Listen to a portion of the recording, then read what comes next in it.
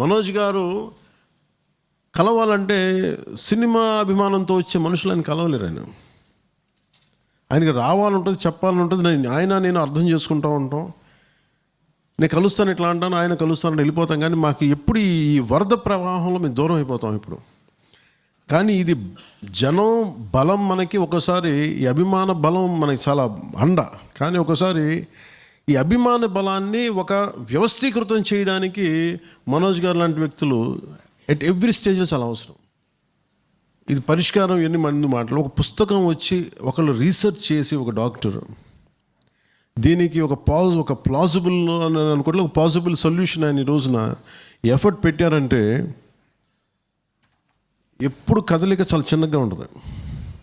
ఈరోజు మనం జస్ట్ ఒక బుక్ రూపంలో ఉన్నది. రేపు పొద్దున మనం నిజంగా దీన్ని కనుక చేయగలిగితే ఈ ఎక్స్ట్రాడినరీ అచీవ్మెంట్ ఎలా వచ్చిందంటే, మన అనుభవాలతోటి ఆయన ఒక డాక్టర్ గారిని ఎక్కడికోగలం. మీరు వల్ల కాదండి రిపోర్టు, ఉదాహరణ కిడ్నీ రిపోర్ట్ మీరు చేయలేరు, దాని పరిష్కారం ఆలోచించలేరంటే నేను నా అనుభవంతో చూస్తాను.